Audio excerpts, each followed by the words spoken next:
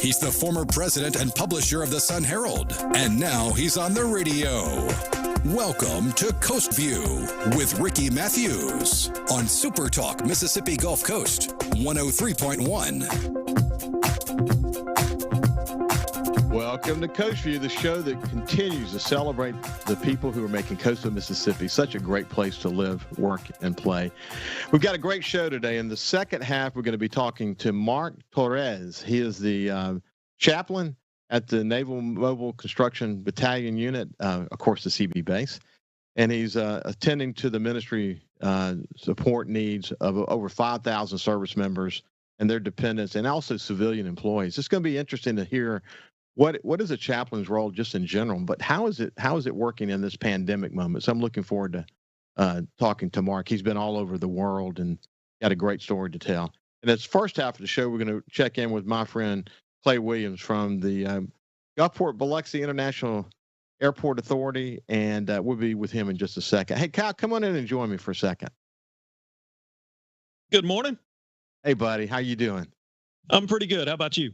I'm doing good. Hey, listen, I went to my place in the Delta, you know that, and we had a really fun weekend. We planted food plots, and we're working on our food plots, and we're getting some dove fields ready to go, and just kind of enjoying time in the Delta. Right at the very end, I'm moving a big stump from one of our food plots, and I hit a hornet's nest. I got nailed in my calf, man, in the last 5 minutes of the weekend. Just regular hornets, though, right? Say it again. Just regular hornets, not the murder hornets. No, yeah, regular. Yeah, not the pandemic murder hornets that folks are worried about. That's for sure. Hey, listen, before we move to Clay, I want you to tell people what you said to me on the show about, you're worried about during the hurricane season if we have close calls. Talk to me about that. Well, leading up to Katrina, we had several close calls, and there was a lot of anxiety if people were going to evacuate or not evacuate. Some did. A lot of them evacuated 2 and 3 times leading up to Katrina, and then Katrina happened, and everyone thought it was just going to jog around like the previous 3, and so they stayed and found out that was really the wrong move. And that's one thing we've been trying to get across is don't let that anxiety or that complacency, if you will, that it's not going to hit here, strike. If you need to get out, get out. Check out your evacuation maps. If you're in a flood zone, go. If the call comes out from emergency authorities to go, it's not anything political. They're trying to save your life. Yeah, as Josh Morgan said, the iCyclone Hurricane Man, internationally known, has been in 51 eye walls around the world for hurricanes. As he said to us, when you add what you just said to the reality that some people may not go to evacuation centers or shelters because they're concerned about pandemic, boy, that's a really good point. And I know that we've talked to some emergency operations people. They had that same concern. So I think it's important for people just to know exactly what their evacuation plan is going to be, what their hurricane plan is going to be. Yeah, there's a lot that gets involved in hurricane planning. You've got to get all of your important documents together. You have to have it ready. The rule of thumb, if you're going to stick around, make sure you have enough food, water, medicine, batteries for any type of devices to sustain yourself for 3 days, because that's how long it's going to take, honestly, to get any kind of aid, whether it's local government, federal government. You've got to be able to take care of yourself for at least 3 to 5 days before anything can really make it your way. Yeah, we'll talk about more. We may actually remind people of this on a daily basis, but I stayed at my house on Back Bay for Katrina. We lived 25 feet above sea level, had 10-foot waves hitting my house. Didn't know if we were going to live or not. The reality is that every storm is different, and so But here's the other thing that people, and this is already bearing out, that this is going to be an active hurricane season. We've got a couple of waves out there now that may or may not form, but models say that at least 1 or 2 of those could get into the Gulf. We just got to pay attention. And it's when we're not rushing around trying to figure out what we're going to do for this specific hurricane, it's just, this is a good time to kind of calmly have your plan together. Yeah, we are getting to that peak of hurricane season, which is typically the last week of August, and then the first 2 weeks of September is the true peak. So Yeah. Keep an eye out. Yeah, it's time for people just to pay attention. Presidential campaign, the election, of course, and then you've got the pandemic, and there's a lot taking people's attention. It's just people should take a step back and just get ready. So, when you have a big storm in the Gulf coming right at you, none of those elections or conspiracy theories are going to help you. The only thing really going to help you is Kyle and I are gonna keep that theme throughout the rest of hurricane season, because it's gonna be busy, and we're probably gonna be dodging some. So strap on your seatbelts and be prepared. So let's move on to Clay Williams and see how the airport is doing. Clay, you and I have had the opportunity to visit several times. The last time we talked, you were talking about first of all, we were beginning to see a nice uptick in travel. We'll get an update on that. And you went through the extensive efforts that you were deploying to make sure people felt safe, and that the airlines have been cleaning airplanes and all the things that need to happen. So why don't you update us? First of all, how you doing? Doing well, Ricky. It's always good to visit with you, and thanks for the invitation. You're welcome. You heard the conversation about the hurricane season. It's just, you've been around for a while. That's kind of the most important message right now, isn't it? But when you live where we do, you always have to be prepared. You always have to be mindful of what could occur, and really enact your plan that you have either at your household or at your business to make sure that you're ready in the event that something does happen. Yeah, it's been 15 years since Katrina hit, so there's a lot of new people on the coast, and I think people who were here during Katrina, we're not going to be that complacent, but just better safe than sorry, right? Absolutely. We make it a part of our airport emergency plan and make sure that our tenants are prepared, and our team here. And again, you do have to take some proactive measures, and we encourage people to do that, particularly during August and September, as you and Kyle discussed. Yeah. Okay. So here we are. We're now toward the end of August now. Give us an update on the numbers. Let's start with that, and then we'll go from there. Well, from a numbers standpoint, we've come a long way, Ricky, since April. April was the worst month for air travel, really across the world. We were down here locally at Gulfport Biloxi International Airport. We were down 92% in traffic as compared to the prior year. Really unfortunate. We had seen 3 consecutive years with great traffic increases, 7%, 11%, 6% respectively. It had a great January and February, and then you really saw the dip come in the middle of March. But we are seeing a slight uptick. If you look at the numbers, as I mentioned, we were down 92% in April. We were down 85% in May, 73% in June, and then in July, we just got our July numbers, we were down 62%. So we have come a long way, but we still have a significant way to go in terms of recovery. You don't really want to celebrate 62% down, but when you were down 92%, you like the uptick that you're seeing. And again, we want to encourage people to think about traveling. I know it's a unique time, but we're seeing leisure travel now with the summertime. We're seeing some travel from our military service members, our men and women in uniform from the Naval Construction Battalion and Keesler Air Force Base. We've been seeing them here in the terminal building, flying in and out of the airport. What has not come back as of yet in a great degree is the corporate travel. So as people adjust to not having meetings in other locales or conventions and other forums in which to meet, and they're doing a little bit more of it over virtual means, that's been a little bit slower recovery. That's a significant part of our business, so we look forward to seeing that come back. One thing I would say, though, is very encouraging is we're seeing the capacity come back, because we got as low as 4 flights in a day. Pre-COVID-19, we were seeing 16 flights a day, a really strong day for us here at the airport with 17 flights. Now we're hovering on average around 11 a day. And with the charters coming back online, some of our casino partners beginning to bring visitors back to South Mississippi. Very encouraged by that. And when you add those in, we're hitting 13 a day on some days. So that's nice capacity back in the market. You're seeing some growth in the numbers. And we just want to encourage people when they're thinking about flying and when they're comparison shopping. There's some really great airfares out right now. Look at Gulfport Biloxi. I mean, we've got a convenient, an easy-to-use product. There are a number of processes and protocols that have been put in place as it pertains to social distancing. Masks are required in the airport.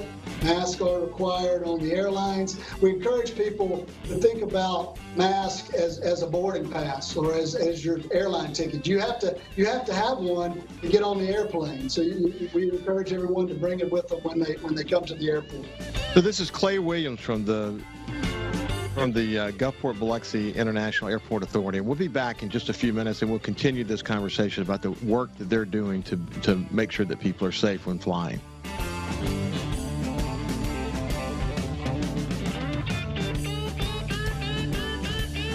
Follow SuperTalk Mississippi Gulf Coast 103.1 on Facebook. Facebook.com/SuperTalk MS Coast 103.1.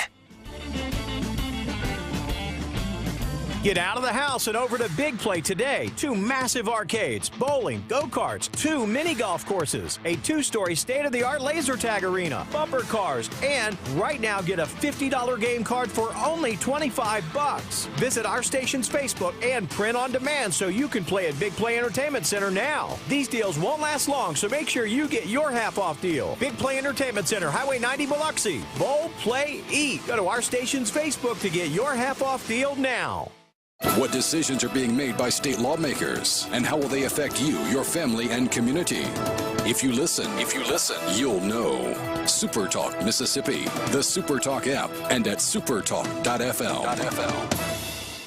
Hi, I'm Billy Kinder, host of Big Billy Kinder Outdoors here, the show Saturdays at 1, right here on SuperTalk Mississippi. Turkeys, whitetail, Grenada Lake crappie, or Gulfport redfish. We enjoy it all, especially when you're in camp with us on SuperTalk Mississippi. You could be spreading the coronavirus without realizing you have it, so do your part and stay home.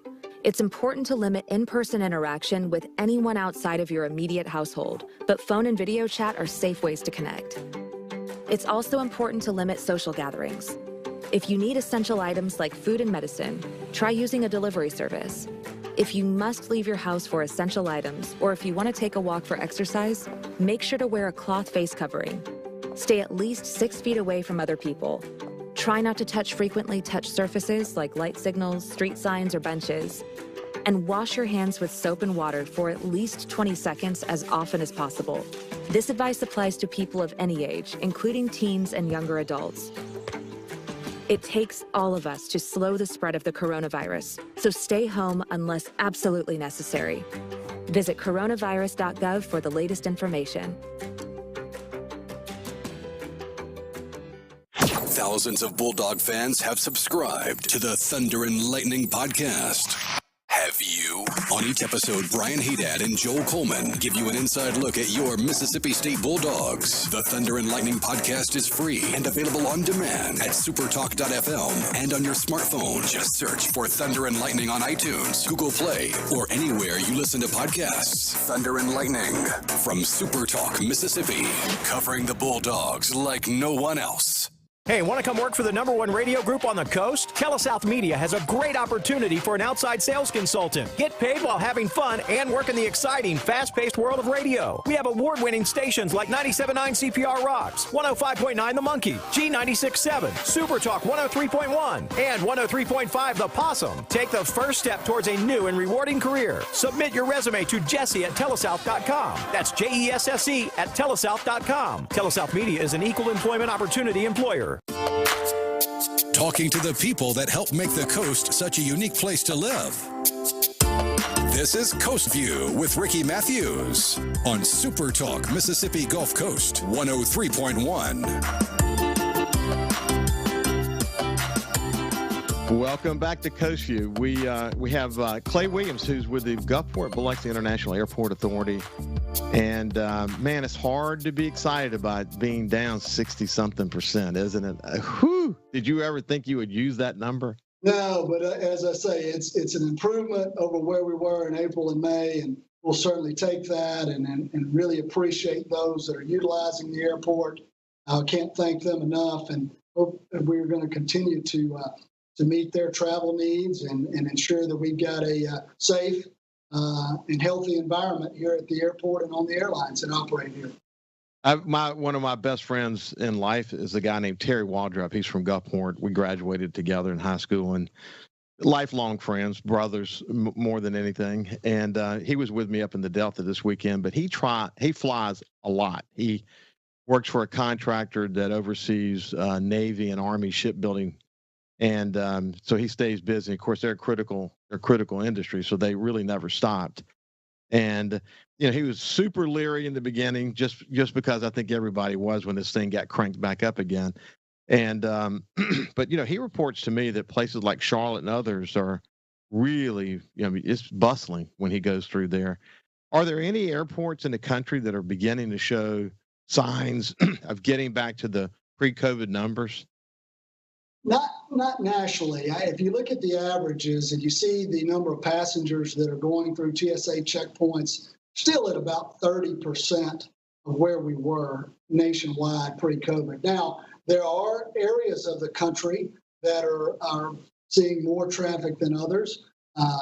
Outdoor destinations, if some of the markets in the West and some here in the Sun Belt are seeing more traffic than maybe some of your larger metropolitan areas, because people have wanted this summer to get outside and to get outdoors and experience vacations and time with family and friends. And so you are seeing some uptick there. American Airlines, you mentioned your friend flying through Charlotte.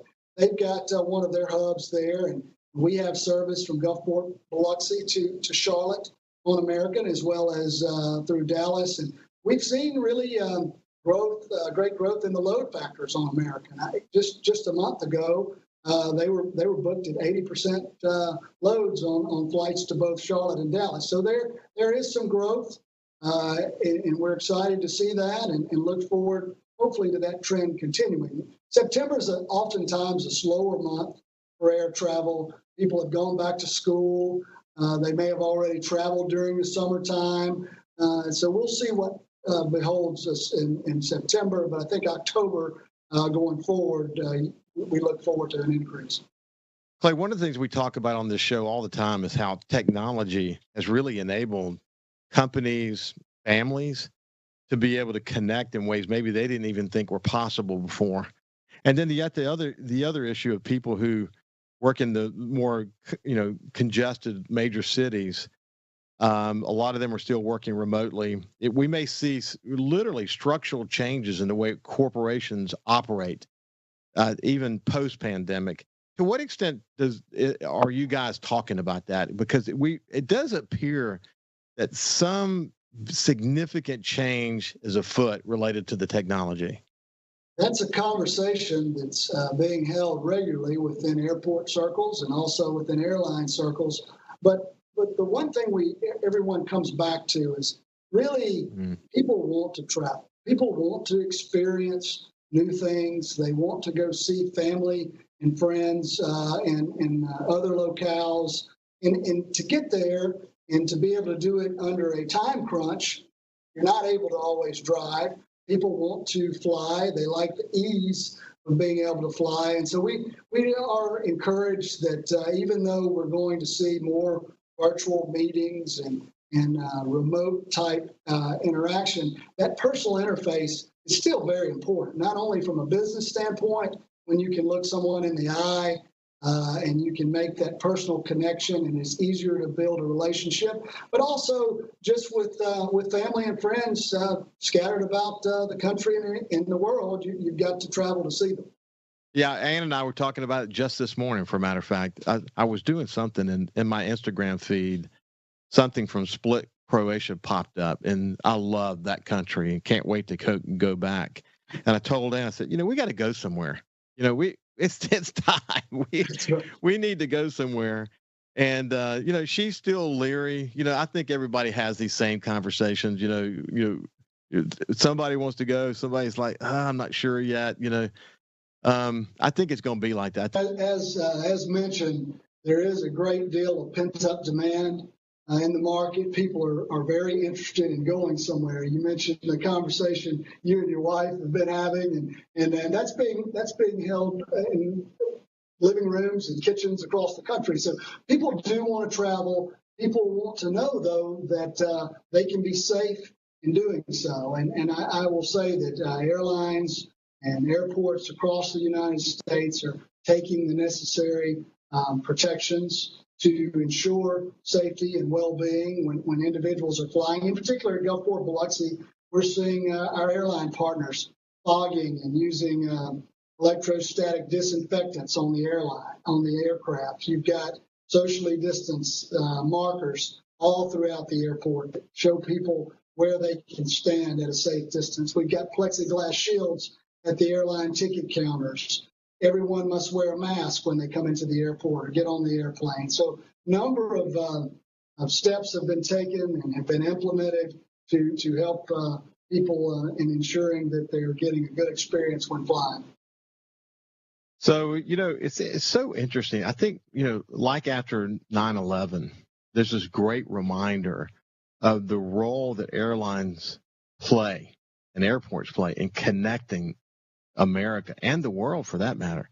I mean, if you think about it, it's almost like the airlines are literally the arteries and the veins of our economic system, connecting the dots on all these places, whether you're traveling recreationally or whether you're traveling from a business point of view. Man, it's incredible how key that industry is to the sustainability of our economic engine that drives this country, isn't it? They are a major economic engine, and the impact is significant. I saw where almost 10 million jobs in the United States are impacted by the airline industry alone. If you look at the air carriers, both on the commercial side and also on the cargo side, they contribute 700,000 direct jobs.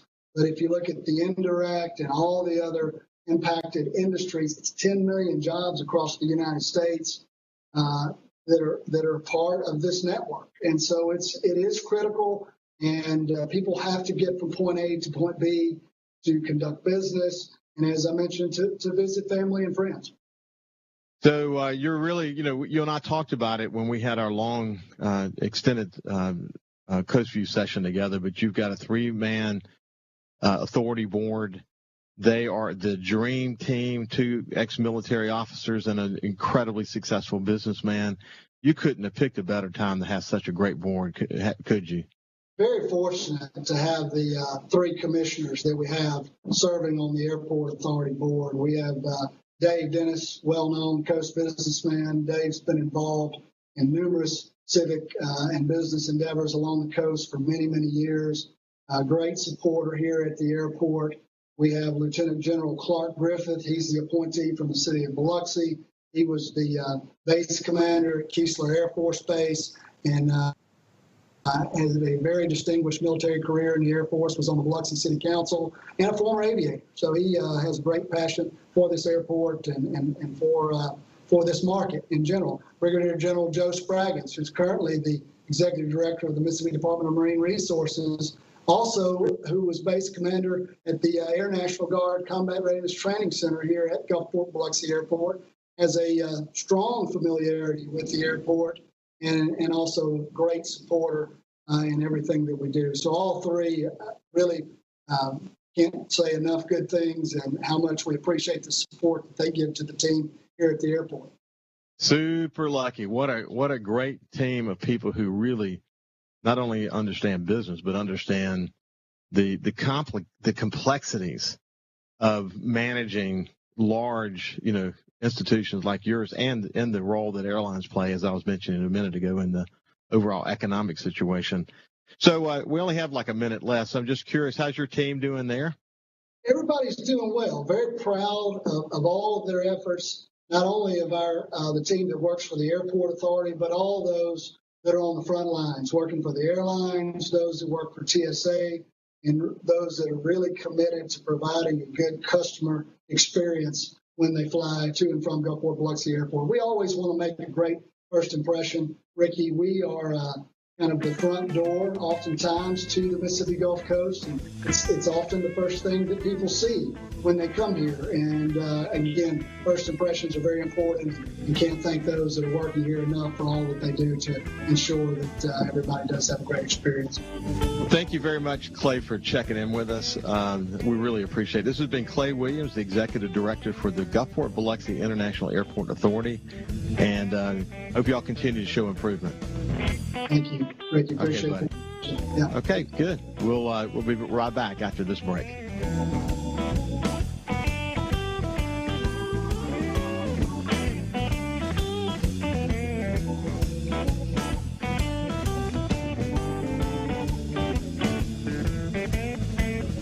Subscribe for free to the Coast View podcast on iTunes, Google Podcasts, Spotify, or wherever you get your podcasts.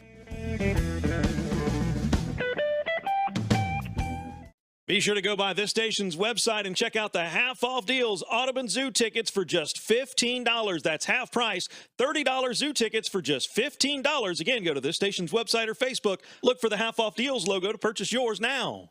Heart attacks and strokes don't stay home. So don't avoid the ER out of anxiety. Don't die of doubt. If you have an emergency, call 911. When seconds count, the hospital is the safest place to be. Hey, I'm Steve Azar, and you never know who or what you'll hear when I spend a Mississippi Minute with my friends. Talking to Paul Thorne, Mississippi true treasure, really incredible recording artist, singer, songwriter, has been doing it a long time, doing it the right way. It's almost like a Forrest Gump thing because, I was a boxer, / I worked in a furniture factory, / I had a gig 2 nights a week playing my acoustic guitar in a pizza restaurant, / I was in the National Guard, and, Wow. All this stuff was going on at the same time. / I had a writing contract with Rick Hall and Fame. In a Mississippi Minute. Be sure to check out In a Mississippi Minute with me, Steve Azar, right here on SuperTalk Mississippi, the SuperTalk Mississippi app, and now available on iTunes, Google Play, and Stitcher. There's a place to share gossip about the office party fun, and a place to share the story you tell everyone. There's a place to share a laugh about when things went wrong, and a place to share the video of you dancing to your song. There's a place to share spare change, lunch, and your time. But we could all be better at sharing how we're feeling inside. 76% of employees have struggled with at least one issue that affected their mental health. When you share, you're not alone. Feeling down? Here's your prescription for a daily dose of good news and positive vibes. Good Things with Rebecca Turner. Every afternoon, Rebecca highlights all the good things happening right here in the state you call home. Daily exposure to Good Things with Rebecca Turner may cause smiling, feelings of positivity, happiness, and even laughter. When you experience these symptoms, tell your friends to listen. Okay. Weekdays starting at 2 p.m. here on SuperTalk Mississippi and now on Amazon Alexa devices. This is House Call for Health. There may be no greater medical mystery and no greater tragedy than sudden infant death syndrome. It used to be known as crib death. For no apparent reason, a presumably healthy sleeping baby dies. Medical experts don't have clear-cut answers to what causes sudden infant death, or SIDS, but now they have 2 risk factors: smoking and drinking during pregnancy beyond the first 3 months. A new study finds that babies whose mothers drank alcohol and smoked tobacco after the first trimester are at far greater risk of SIDS, 12 times greater. Previous studies showed a risk of smoking and drinking individually. This study says doing both drastically increases the danger. The research is sponsored by the National Institutes of Health, which is calling for greater publicity about the danger and improved screening at the very beginning of a pregnancy. For more health news, go to foxnewshealth.com. House Call for Health. I'm Lisa Brady, Fox News. You could be spreading the coronavirus without realizing you have it, so do your part and stay home. It's important to limit in-person interaction with anyone outside of your immediate household, but phone and video chat are safe ways to connect. It's also important to limit social gatherings. If you need essential items like food and medicine, try using a delivery service. If you must leave your house for essential items, or if you want to take a walk for exercise, make sure to wear a cloth face covering. Stay at least 6 feet away from other people. Try not to touch frequently touched surfaces like light signals, street signs, or benches. And wash your hands with soap and water for at least 20 seconds as often as possible. This advice applies to people of any age, including teens and younger adults. It takes all of us to slow the spread of the coronavirus, so stay home unless absolutely necessary. Visit coronavirus.gov for the latest information. Whether you're a Rebel, a Bulldog, a Golden Eagle, or just a sports fan, SuperTalk Mississippi has got a podcast for you. For you. Sports Talk Mississippi, The Rebel Report, Thunder and Lightning, the SuperTalk Eagle Hour, and The Borky Show are all now available for you. And it's all free. Get them all on demand at supertalk.fm and on your smartphone. Just search for SuperTalk on iTunes, Google Play, or anywhere you listen to podcasts. What decisions are being made by state lawmakers, and how will they affect you, your family, and community? If you listen, you'll know. SuperTalk Mississippi, the SuperTalk app, and at supertalk.fm. Hi, I'm Billy Kinder, host of Big Billy Kinder Outdoors. Here the show Saturdays at 1, right here on SuperTalk Mississippi. Turkeys, whitetail, Grenada Lake crappie, or Gulfport redfish. We enjoy it all, especially when you're in camp with us on SuperTalk Mississippi. He's the former president and publisher of the Sun Herald, and now he's on the radio. Welcome to Coast View with Ricky Matthews on SuperTalk Mississippi Gulf Coast 103.1. Welcome back to Coast View. That was a terrific conversation we just had with Clay Williams, the executive director for the Gulfport-Biloxi International Airport Authority. And boy, it reminds you how critical airlines are to the economic vitality of our country. And it's good to see they're having improvements in the basic flying numbers, but they've got a long way to go, and we all understand why. But terrific conversation. If you missed it, you can go to the SuperTalk Gulf Coast Facebook page or the SuperTalk Mississippi Facebook page or to the SuperTalk YouTube page. And also, you can also go to your favorite podcast, and you'll find it there as well. Now let's turn the page. We're going to move over to our friend, Chaplain Mark Torres, who's the chaplain at the CB base, the Naval Construction Battalion Center in Gulfport. And he's providing sort of ministry support for over 5,000 service members, dependents, and civilian employees. He's originally from California. He's been all over the world. It's going to be interesting hearing from him about what it's like to be a chaplain in this pandemic moment. I want to hear a little bit about his background. But anyway, Mark, welcome to the show. Thank you, sir. Thanks for having me. It's great. So you're from California. Tell me about where you're from. Well, I'm from born in San Jose, California, grew up in Morgan Hill, California, and kind of moved around in that area after that and joined the Navy and took off from there. So yes. So as you saw, I was publisher for the Sun Herald, and we were owned by a company called Knight Ridder for many, many years. Knight Ridder actually moved their headquarters from Miami, Florida to San Jose, California, so they could be in the heart of the Silicon Valley and have the influences that, the internet growth that was happening at that time. So I spent a lot of time in San Jose. I love that place. What an amazing part of the country. Absolutely. Taking that drive from San Francisco Airport, down the Pacific Coast Highway and then through, I think I forgot the name of that park that was near Palo Alto, but you came out of basically in that area, but the beautiful trees. Yeah. Well, we used to have our publisher meetings in Half Moon Bay. What a beautiful place. Gorgeous. So I spent a lot of time there, but are you homesick? Yes, I am. So you have a lot of family there, huh? My family's still there. Yeah. I have family still in the Silicon Valley and the Central Valley of California. So I noticed in doing prep for this show that you're well educated. You went to divinity school. You also got a master's degree. Tell me about how you chose this profession. The ministry or the Navy Chaplain Corps? Yeah, the ministry to begin with. So I felt called to the ministry at age roughly 20. I I got saved at 19, and that was a pretty dramatic experience. And my life turned around. And after that, I was seeking where I was supposed to go and where God was trying to lead me. And I felt called to the ministry. So I did that, and I pursued that. And I went to college, and then I followed it up with divinity school. And always felt called to be a part of the ministry somehow and to serve somehow.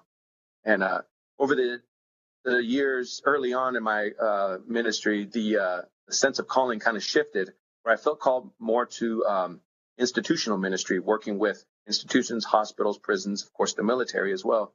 And that was 9/11 was a very life-changing experience for me. And after that, I felt like I wanted to get out there and do something, to do my part. And so that helped kind of clarify for me my sense of calling and direction. And so I looked into different avenues of ministry. And I was in California. I stopped at the Lemoore Naval Air Station, which is a Navy air station out in the middle of the desert there, practically a desert in Lemoore. And I asked the chaplain if he can give me a job. And he told me about the Navy Chaplain Corps and taking the oath of office and deploying. And I asked him, hey, would I have deployed to Iraq and Afghanistan?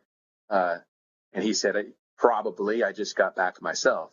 And so I thought that was pretty dramatic right there. And it was a moment of reevaluation, but I realized that I had to pursue this calling and move forward with it. So I did. I signed up for the Navy Chaplain Corps, and that was in 2008. Wow, that's incredible. 9/11 influenced a lot of people, and it brought a lot of people to the military for good reason. A lot of people felt their call, and they tell a similar story that you just told. When I look at you, I see, in my research that you've been literally all over the world. I mentioned off the air that I saw this picture of you playing the guitar, actually, to some kids in Thailand. Tell me about that.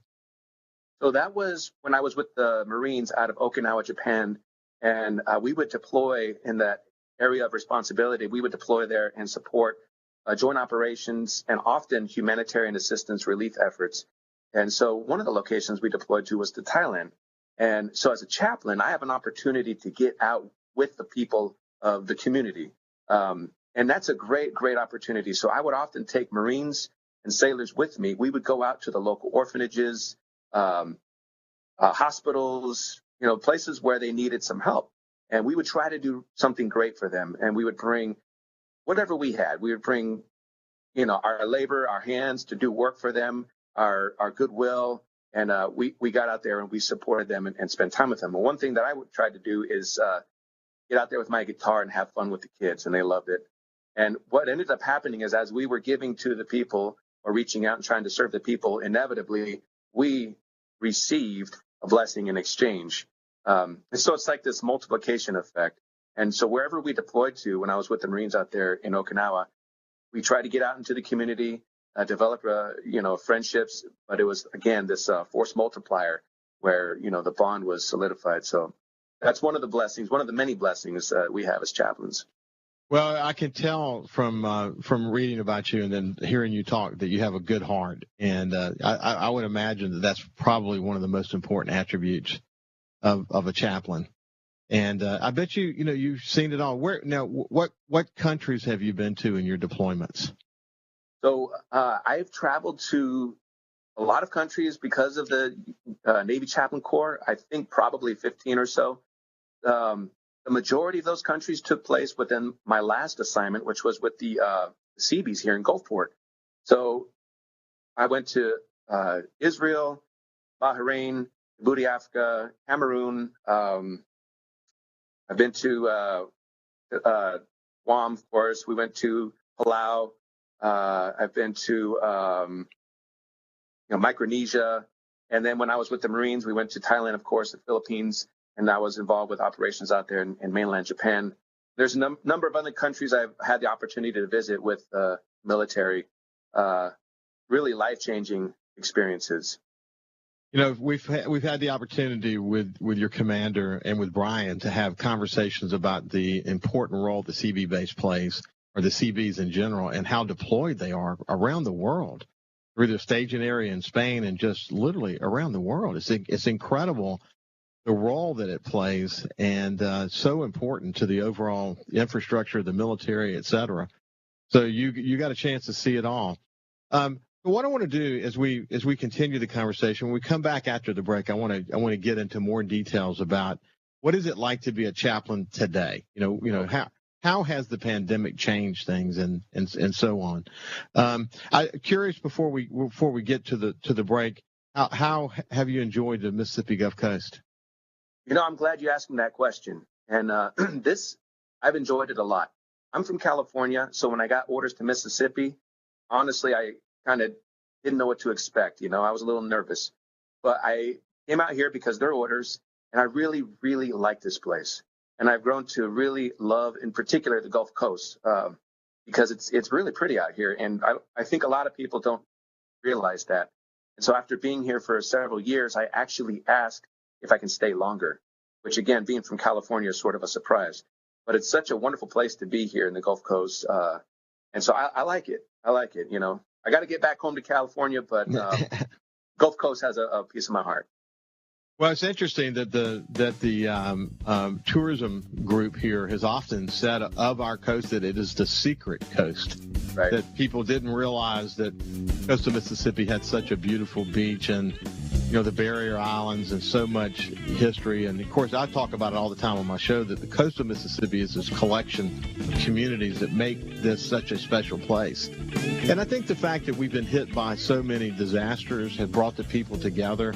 The people here are so special. They're the first to help each other out. They're the first to come to aid of one another. And we just know. I mean, we have resiliency in our DNA here, and I'm sure that you've had an opportunity to be touched by that.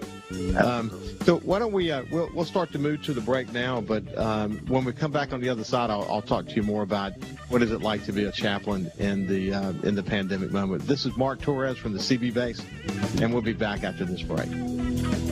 SuperTalk. Nobody keeps Mississippi informed like we do.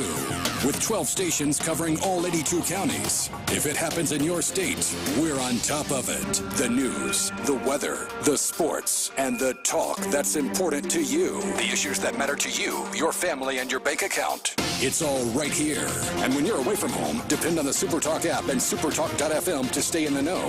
We're proud to serve our fellow Mississippians. SuperTalk, Mississippi. We know that we're asking Americans to do a lot right now. So we're asking everyone to be selfless for others so that we can protect those who are most susceptible to this virus. A question I often get asked is why should young people care about the spread of coronavirus? Well, we know that people with underlying medical conditions over the age of 60 are at highest risk, but they've got to get it from somebody. Social distancing is really physical separation of people. It's what we refer to when we ask people to stay at least 6 feet apart. Not going to bars, not going to restaurants, not going to theaters where there are a lot of people. It all just means physical separation so that you have a space between you and others who might actually be infected or infect you. We all have a role to play in preventing person-to-person spread of this disease, which can be deadly for vulnerable groups. For more information on how you can social distance, please go to coronavirus.gov. Hey, I'm Steve Azar, and you never know who or what you'll hear when I spend a Mississippi Minute with my friends. We are with the fabulous Norbert Putnam, as he played on so many hit records, you can't count them, and produced for some of the biggest acts ever. Norbert, Elvis. And I want to tell you about Presley. He had two different voices. He would sit and talk to me in a very calm, low voice. And we were at Stack's one night, and we were having lunch. We always had lunch at midnight because he was nocturnal.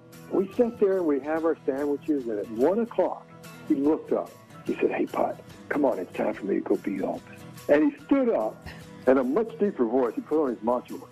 "Hey, fellas, it's 1 o'clock. Let's get cracking, okay?"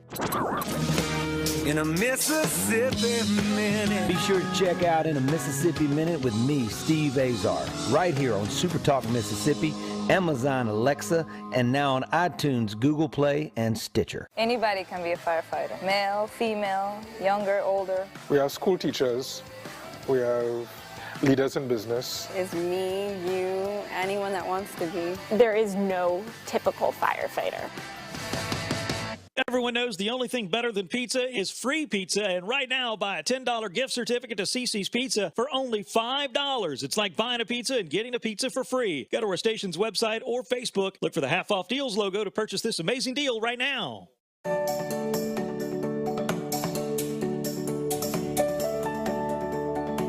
We give HPV vaccine to children at 11 or 12 years of age.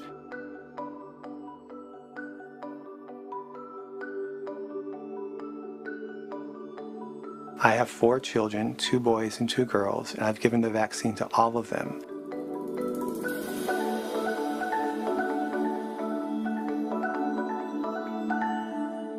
Get out of the house and over to Big Play today. 2 massive arcades, bowling, go-karts, 2 mini golf courses, a 2-story state-of-the-art laser tag arena, bumper cars, and right now get a $50 game card for only $25. Visit our station's Facebook and print on demand so you can play at Big Play Entertainment Center now. These deals won't last long, so make sure you get your half-off deal. Big Play Entertainment Center, Highway 90, Biloxi. Bowl, play, eat. Go to our station's Facebook to get your half-off deal now. Feeling down?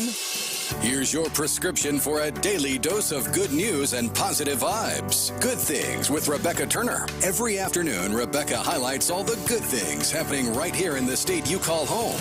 Daily exposure to Good Things with Rebecca Turner may cause smiling, feelings of positivity, happiness, and even laughter. When you experience these symptoms, tell your friends to listen. Okay. Weekdays starting at 2 p.m. here on SuperTalk Mississippi and now on Amazon Alexa devices.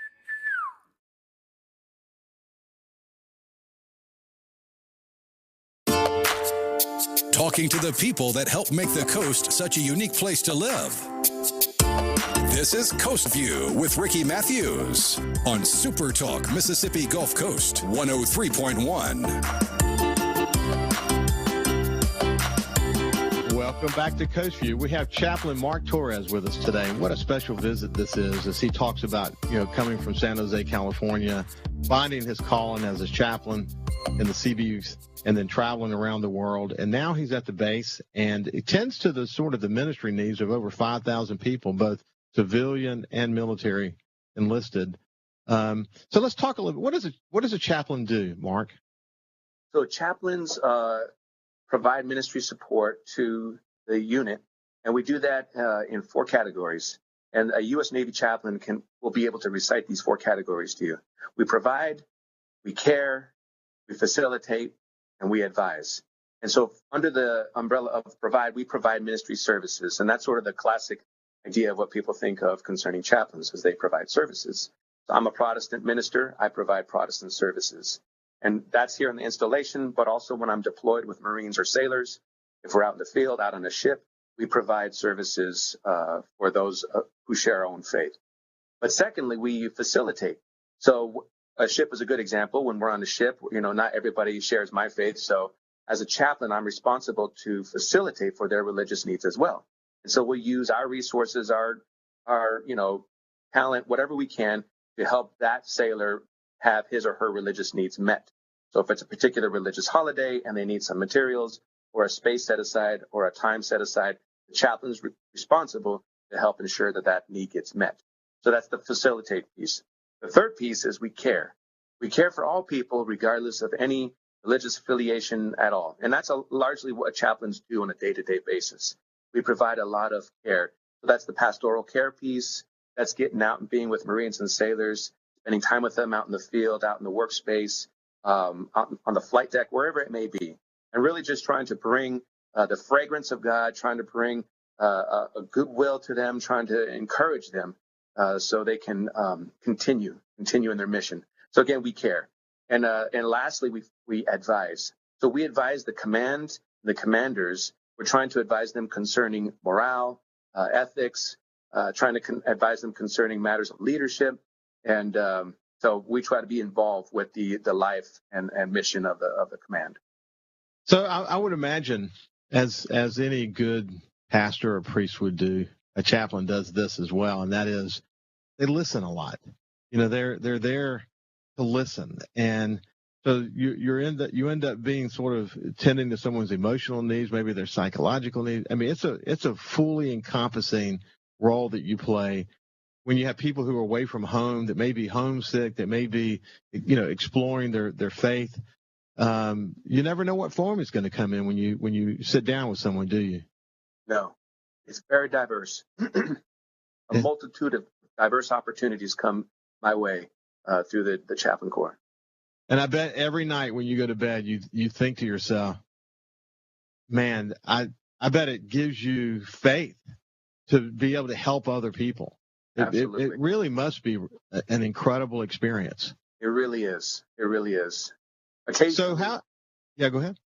Recently, I had a Marine. Actually, he was a Navy corpsman who reached out to me on Facebook, and of course, we haven't spoken in roughly 10 years, and he just wanted to say thank you for the support I gave him.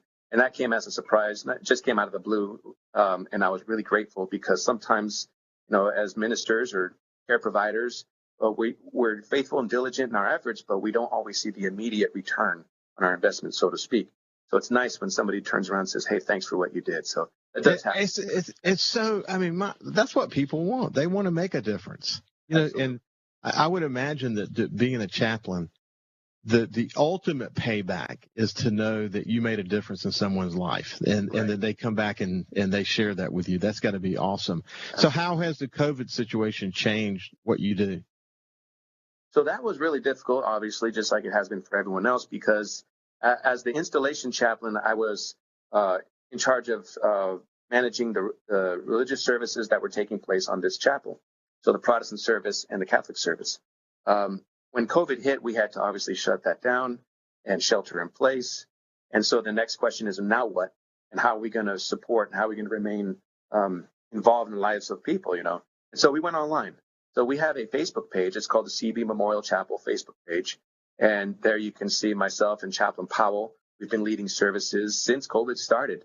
And it's been really successful, actually. Initially, the interest was really high, kind of waned a bit, obviously, as the novelty wore off and other venues opened up. But we're still faithfully on there, bringing the ministry to the people through the online venue.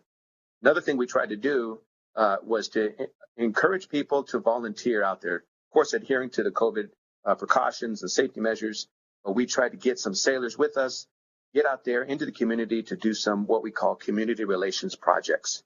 And that was a way for me to try to reach out to the junior sailors here and try to help them with a feeling of isolation and boredom. And so, again, a creative way we're trying to reach the people during the COVID-19 situation. I can imagine that it's incredibly challenging, but I'm sure that technology really has enabled you to have more one-on-one opportunities with people where maybe you may not have even had that opportunity before. Right. It has. It's also been difficult at times because, I was not too familiar with all the different technological platforms, but of course, you have to in the times of necessity. Well, look, I wish we had more time. It's really special to have this opportunity to visit with you. I appreciate the work that you're doing. I can see why people would want to come to you because, as I mentioned, you can see your heart through your eyes, and that's probably one of the most important compliments that you can give to someone. So anyway, thank you for what you're doing, and keep up the great work. Thank you, sir. I appreciate it. Thanks for having me. You bet. This has been Chaplain Mark Torres from the Naval Construction Battalion Center in Gulfport, or the CB base. And he's one of the people that we need in that role to help people kind of get on about their lives and continue to have contact with their faith and just be somebody who can listen. So it's been great to visit with you, Mark, and we'll talk to you again soon. Take care. Thanks again, sir. Take care.